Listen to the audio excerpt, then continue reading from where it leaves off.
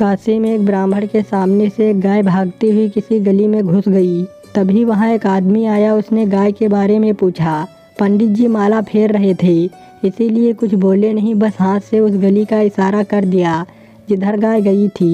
पंडित जी इस बात से अनजान थे कि वह आदमी कसाई है और गौ माता उसके चंगुल से जान बचाकर भागी थी। कसाई ने पकड़कर गौवध कर दिया। अनजाने में हुए इस घोर पाप के कारण पंडित जी अगले जन्म में कसाई घर जन्मे और नाम पड़ा सदन। पर पूर्व जन्म के पुण्य कर्मों के कारण कसाई होकर भी वह सदाचारी थे। कसाई परिवार में जन्मे होने के कारण सदन मांस बेचते तो थे, परंतु भगवान भजन में बड़ी निष्ठा थी। एक दिन सदन को नदी के किनारे एक पत्थर पड़ा मिला। पत्थर अच्छा लगा, इसीलिए वह उसे मांस तोलने के लिए अपने साथ ले आए। वह इस बात से अनजान थे कि यह वही शालिग्राम थे जिन्हें वे पूर्व जन्म में पूजते थे। सदन पूर्व जन्म के शालिग्राम को इस जन्म में मांस तोलने के लिए बाण के रूप में प्रयोग करने लगे। आदत के अनुसार सदन ठाकुर जी के भजन गाते रहते थे। ठाकुर जी भक्ति में पलरे में झूलते हुए आनंद लेते रहते। बाँट का कमाल ऐसा था कि चाहे आधा किलो तौलना हो या 1 किलो या 2 किलो, सारा वजन उससे पक्का हो जाता। एक दिन सदन की दुकान के सामने से एक ब्राह्मण निकले। उनकी नज़र बाँट पर पड़ी तो सदन के पास आए और शालिग्राम को अपवित्र करने के लिए फटकारा। उन्होंने कहा, मूर्ख, जिसे पत्थर समझकर मांस तोल रहे हो, वे शालिग्राम भगवान हैं। ब्राह्मण ने सदन से शालिग्राम भगवान को लिया और घर ले आए। गंगा जल से नहलाया, धूप दीप चंदन से पूजा की। ब्राह्मण को अहंकार हो गया। जिस शालिग्राम का आदर होता है, आज एक शालिग्राम का वह उद्धार कर रहा है।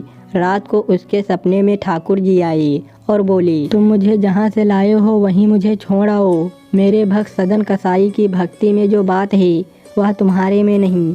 ब्राह्मण बोला, प्रभु, सदन कसाई पाप कर्म करता है, आपका उपयोग मांस तोलने में करता है। मांस की दुकान जैसा अपवित्र स्थान आपके योग्य नहीं है। भगवान बोले, भक्ति में भरकर सदन मुझे तराजू में रखकर तोलता था। मुझे ऐसा लगता है कि वह मुझे झूला झुला रहा हो, मेरा भजन करता है। जो आनंद वहाँ मिलता था वह यहाँ नहीं, तुम मुझे वहीं छोड़ आओ। ब्राह्मण शालिग्राम भगवान को वापस सदन कसाई को दे आया। ब्राह्मण बोला, भगवान को तुम्हारी संगत ही ज़्यादा पसंद आई, यह तो तुम्हारे पास ही रहना चाहते हैं। ये शालिग्राम भगवान का स्वरूप हैं, हो सके तो इन्हें पूजना, बाँट मत बनाना। सदन ने यह सुना और अनजाने में हुए अपराध को याद करके दुखी हो गया और भगवान जगन्नाथ के दर्शन के लिए निकल पड़ा। भगवान के दर्शन को जाते एक समूह में शामिल हो गई, लेकिन लोगों के पूछने पर उन्होंने बता दिया कि वह कसाई का काम करता है। लोग उससे दूर दूर रहने लगे, उसका छुआ खाते पीते नहीं थे। दुखी सदन ने उसका साथ छोड़ा और शालिग्राम के साथ भजन करता अकेले चलने लगा। सदन को प्यास लगी थी। रास्ते में एक गांव में कुआं दिखा तो वह पानी पीने ठहर गया। वहाँ एक सुंदर स्त्री पानी भर रही थी। वह सदन के सुंदर मजबूत शरीर पर रीझ गई। उसने सदन से कहा कि शाम हो गई है, इसीलिए आज रात वह उसके घर में ही विश्राम कर ले। सदन को उसकी कुटिलता समझ में न आई। वह उसके अतिथि बन गई। रात में वह स्त्री अपने पति के सो जाने पर सदन के पास पहुंच गई और उसने अपने प्रेम की बात कही। स्त्री की बात सुनकर सदन चौंक गई और उसे पतिव्रता रहने को कहा।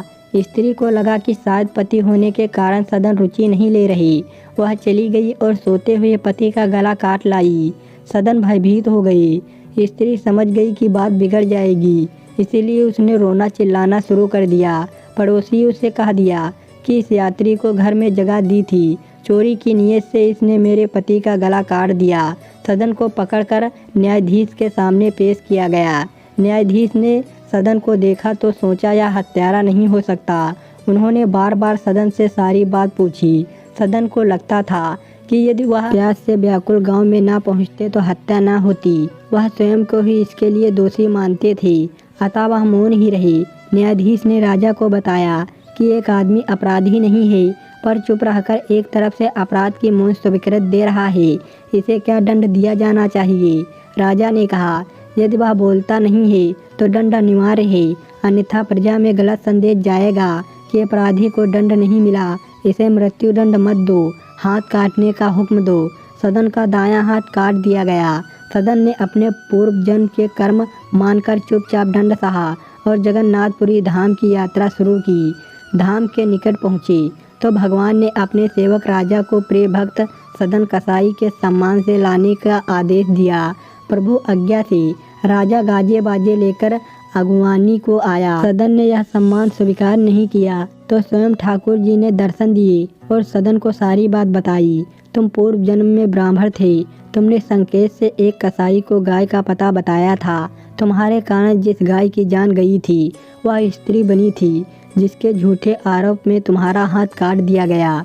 उसी स्त्री का पति पूर्व जन्म में कसाई बना था, जिसका वध कर गाय ने बदला लिया है। भगवान जगन्नाथ जी बोले, सभी के शुभ और अशुभ कर्मों का फल मैं देता हूँ। मैंने तुम्हारे प्रेम को स्वीकार किया। मैं तुम्हारे साथ मांस तोलने वाले तराजू में भी प्रसन्न था। भगवान के दर्शन से सदन जी को मोक्ष प्राप्त हुआ।